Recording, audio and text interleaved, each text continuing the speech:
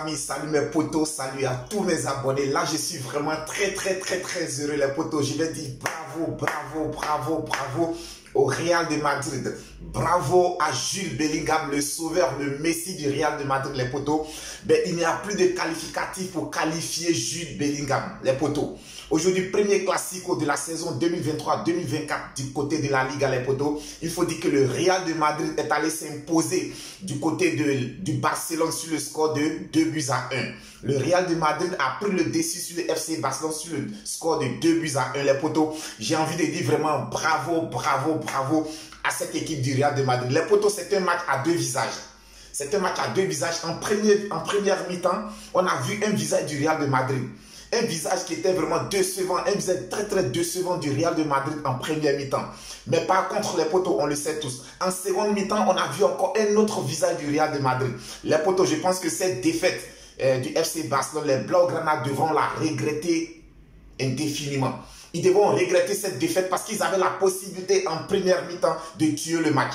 En première mi-temps, comme je l'ai dit tantôt, on a vu un club du Real de Madrid qui n'était vraiment pas dans son match.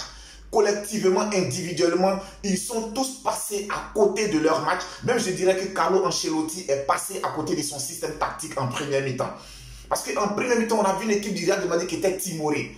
On a vu une équipe du Real de Madrid où les automatismes ne passaient pas. On a vu une équipe du Real de Madrid habituellement qui mettent du mordant dans leurs attaques, dans leur défense. Mais ce n'était pas le cas aujourd'hui en première mi-temps. Et je pense que le FC Barcelone avait cette possibilité de tuer le match en première mi-temps. Parce qu'ils ont très tôt ouvert le score dans la rencontre. Ils ont très tôt marqué le premier but. Et quand ils ont marqué le premier but, les potos, on a senti un Real de Madrid qui s'est mis à douter. Et encore avec l'apport du public barcelonais, je pense que le Real de Madrid a commencé à douter. Et c'était l'occasion pour le FC Barcelone de prendre le dessus. Mais potos, qu'est-ce qui a manqué aujourd'hui à cette équipe du FC Barcelone?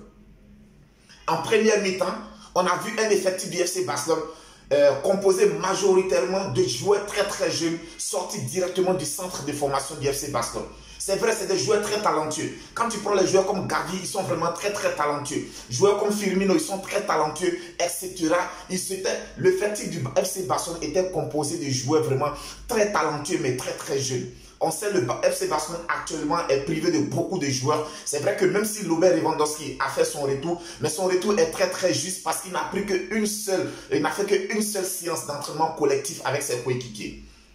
On a vu aussi Rafinha qui est revenu, ils sont tous entrés en seconde mi-temps, mais ce sont des joueurs qui étaient vraiment très justes. Alors qu'en première mi-temps, pendant les moments forts du FC Barcelone, pendant les moments de domination du FC Barcelone, en première mi-temps, pendant que le club du Real de Madrid doutait, je pense que s'ils avaient en leur sein des joueurs emblématiques, ils avaient en leur sein des leaders, ces leaders allaient pousser ces jeunes gens à accentuer leur domination, à prendre plus de risques et à marquer le deuxième but qui aurait mis le FC Barcelone à l'abri de toute surprise. Mais ce leader a manqué en première mi-temps au sein de l'effectif du FC Barcelone. Ça a manqué. Et pour moi, je pense que c'était vraiment la clé de la défaite aujourd'hui du FC Barcelone. Le manque de leadership. On a vu des joueurs expérimentés comme Gundogan, d'ailleurs, qui a marqué son premier but avec le FC Barcelone, qui a marqué lors de son premier classico. J'ai dit félicitations à Gundogan. C'est un joueur où on attend beaucoup de lui.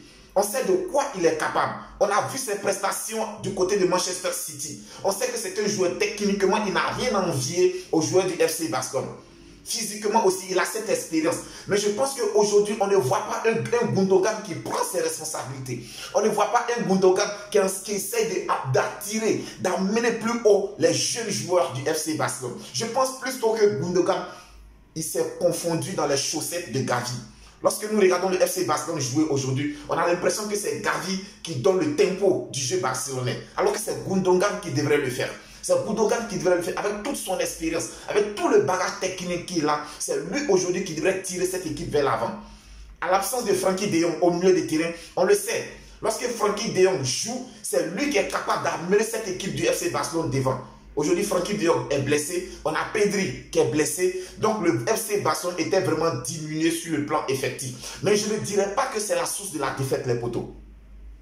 Je ne dirais pas que c'est l'absence de ces joueurs qui a occasionné la défaite du FC Barcelone. Je ne dirais pas ça. Parce que nous, les Madrilènes, les potos, ce maillot, je l'ai dit, c'est un maillot emblématique. C'est un maillot fétiche.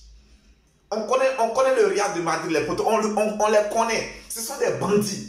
Ce sont des bandits, ce sont des oligarques. C'est une équipe à deux visages. Lorsque tu joues contre le Real de Madrid, à un moment donné de la rencontre, tu as l'impression que cette équipe ne joue rien. Tu as l'impression qu'à tout moment, tu peux les battre et tu peux les humilier. Mais c'est que les adversaires du Real de Madrid oublient. Pendant qu'ils sont dans leur temps faible, il faut en profiter pour enfoncer le clou. Pendant que les Madrilènes sont dans leur temps faible, en profiter pour enfoncer le clou. Sinon, une fois qu'ils retrouvent le tempo, une fois qu'ils retrouvent le rythme, une fois que la machine se met en place, ben c'est difficile de leur résister. À la reprise, au retour des vestiaires, Carlo Ancelotti a fait vraiment de très très bons remplacements. Il a fait de très bons remplacements qui ont changé le visage du Real de Madrid. Qui ont changé. Je pense que lorsque Mendy est sorti et que Camavinga est entré, on sait qu'en première mi-temps, Mendy, il a cette capacité à défendre. En première mi-temps, lorsque Mendy jouait, ça empêchait Joao Cancelo de faire des montées et d'apporter un plus à l'attaque du FC Barcelone. Donc sur le plan défensif, Ferland Mendy apportait beaucoup à cette équipe du Real de Madrid. Mais offensivement, il n'apportait rien. Alors que dans la physionomie du jeu, il nous fallait un joueur qui était capable d'apporter offensivement. Parce qu'il fallait aussi apporter offensivement pour aider Vinicius Junior sur son côté. Vinicius Junior était livré à lui-même. Et là, je voulais attirer aussi l'attention de Vinicius Junior. Aujourd'hui, il est carrément passé à côté de son match. Et je dis aussi bravo à Xavi. Je pense que le système tactique de Xavi, ce système de mettre toujours Araujo sur le côté de Vinicius Junior, lorsqu'il joue contre le Real de Madrid, je pense que tactiquement, c'est bien joué. Parce qu'aujourd'hui, ça s'est encore ressenti. On a vu que Araujo, psychologiquement, a pris le dessus sur Vinicius Junior. Lorsque Vinicius Junior entre contre le FC Barcelone et qu'il voit que sur son côté, Araujo est déjà positionné, je pense que psychologiquement, Vinicius Junior est abattu. Et là, c'est une victoire tactique pour Xavi. Parce qu'à chaque fois, ça a reçu. Pendant toute la rencontre, à aucun moment, Vinicius Junior n'a pu faire la différence face à Araujo. À aucun moment. À aucun moment.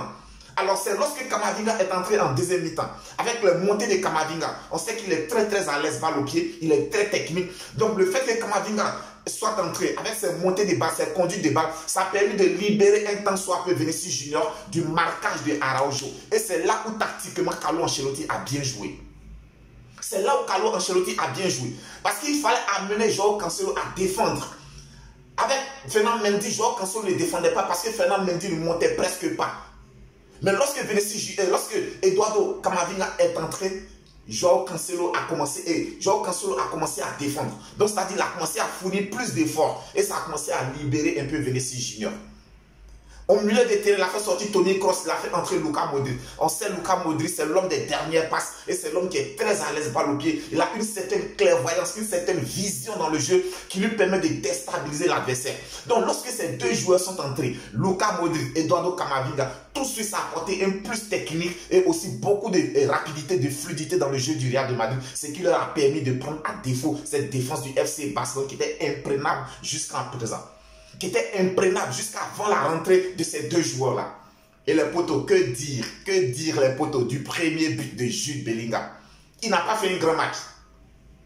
Il n'a pas été étincelant. Sur quelques petites accélérations, il essaie de faire quelquefois la différence.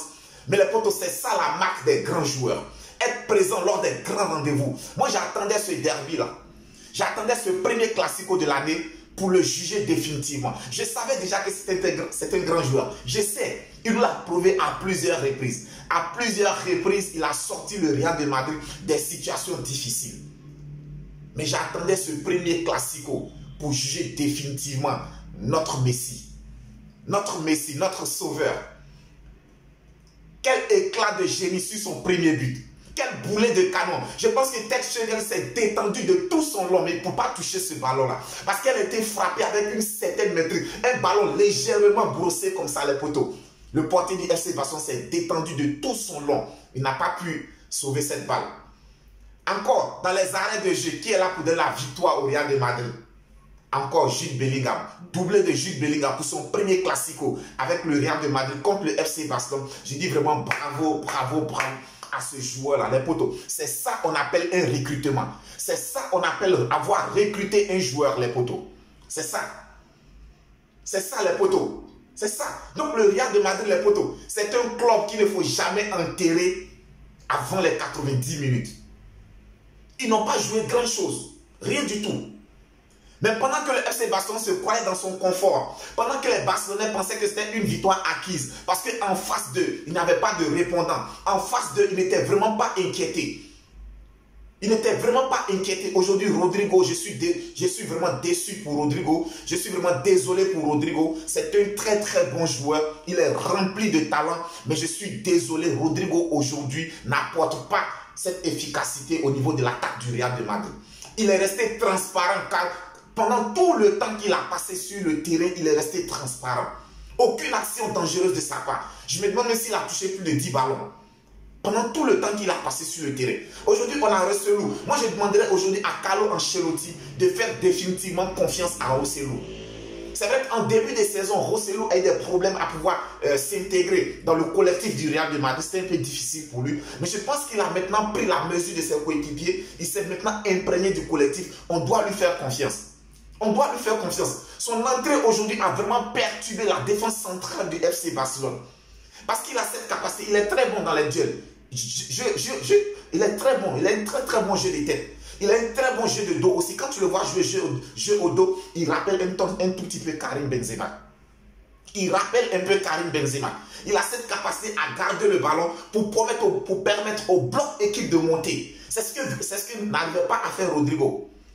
Parce qu'avec l'état physique du Real de Madrid aujourd'hui, avec ce que le Real de Madrid nous proposait en première mi-temps, il fallait un joueur capable de garder le ballon pour permettre au bloc équipe de remonter un tant soit peu pour se libérer du pressing du FC Barcelone. Mais lorsque Rosselló est entré, c'est ce qu'il a essayé de faire. Il essaie de garder un peu le ballon dans les pieds, composer un peu avec ses milieux de terrain, ce qui permettait à la défense non seulement de souffler, mais de remonter aussi et de mettre un tout petit peu de pression sur le bloc équipe du FC Barcelone. Donc je pense qu'il est temps. Il est temps pour Carlo Ancelotti de faire confiance à Rosselló. Je pense que si nous nous faisons confiance, c'est un très bon joueur. C'est vrai qu'il n'est pas technique. Il n'a pas la même classe comme Karim Benzema. Mais il peut quand même apporter beaucoup à cette équipe du Real de Madrid. Avec son jeu au dos et son excellent jeu de tête, il peut apporter beaucoup à cette équipe du Real de Madrid. Donc je pense qu'aujourd'hui, Carlo Ancelotti a fait vraiment les changements qu'il fallait au moment où il fallait et ce qui a permis de donner la victoire au Real de Madrid pour ce premier classico aller de la saison 2023-2024.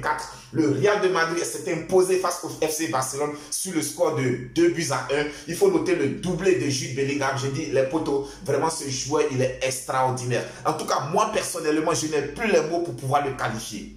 Je n'ai plus les mots pour pouvoir qualifier Jude Bellingham, les potos. C'est un extraordinaire joueur. Il est extrêmement fort. Il est extrêmement fort. Et c'est un joueur qui ne panique jamais. Toujours serein. Toujours égal à lui. Il ne se plaint jamais sur le terrain. Qu'on ait fait faute sur lui ou pas, il ne se plaint pas. Et je voudrais inviter Vinicius Junior à prendre vraiment l'exemple sur son coéquipier. Vinicius Junior a passé tout son temps à se disputer avec les arbitres, avec les adversaires, avec même l'entraîneur adverse, avec le public. Il a passé tout son temps à se plaindre. Vinicius Junior, on le sait tous. On sait que tu es très très talentueux. On sait que tu es très talentueux. Mais essaie de revoir ce côté-là. Essaie de revoir ça. Essaie de revoir. Parce qu'aujourd'hui, vraiment, à cause de ta colère, à cause de t'occuper, de te disputer, tu as passé plus de temps à te disputer qu'à pratiquer le football. Donc les potos, je dis vraiment, bravo au Real de Madrid. Je suis vraiment très très content les potos. Je l'ai dit, cette année, pour pouvoir nous battre, il va falloir vraiment que l'adversaire soit gros. Il va falloir vraiment que l'adversaire soit gros, comme lorsque nous avons perdu face à l'Atlético de Madrid. Ce jour, on avait vu un Atlético de Madrid vraiment mordant, présent. C'est ce genre d'équipe qu'il va falloir cette année pour battre le Real de Madrid. Très belle victoire du Real de Madrid, les potos. Ensuite, du côté de l'Angleterre, les potos, il y avait aussi pas mal de gros matchs. Et nous avons Crystal Palace qui recevait Tottenham. Le match s'est disputé le vendredi. Et Tottenham est allé s'imposer du côté de Crystal Palace sur le score de 2-1. Les potos, actuellement, les Spurs marchent très très bien. Ils sont d'ailleurs leaders du côté de la Première Ligue anglaise. J'ai dit bravo. Moi, je ne m'attendais pas à voir Tottenham à ce niveau cette année-là. Surtout avec le départ de leur attaquant vedette Harry Kane. Je me disais que Tottenham allait encore sombrer cette saison. Mais nous sommes en train de voir un autre visage de Tottenham. J'ai dit vraiment bravo à cette équipe des Spurs de Tottenham. Ensuite, les potos, nous avons les Blues de Chelsea qui recevaient Brentford. Encore malheureusement pour eux, les Blues de Chelsea ont encore enregistré une défaite à domicile. Ils ont été battus du côté de Stamford Bridge par le club de Brentford sur le score de 2-0. Là, c'est encore compliqué. C'est vrai qu'actuellement, Ben, Pochettino n'a pas tout son effectif au grand complet. Il y a tellement de blessés du côté de Chelsea. Je dirais même que les joueurs qui sont blessés pourraient faire une équipe type du côté de Chelsea. Donc, il essaie de composer avec ceux qui sont là. Ben, malheureusement pour lui, est-ce que les dirigeants du club lui accorderont ce temps nécessaire afin que tous les blessés puissent revenir pour qu'il puisse vraiment travailler avec tout son groupe comme il se doit. En tout cas, c'est désolé encore pour le club de Chelsea qui s'est incliné à domicile sur le score de 0-2. Quant à Arsenal, il recevait Sheffield United.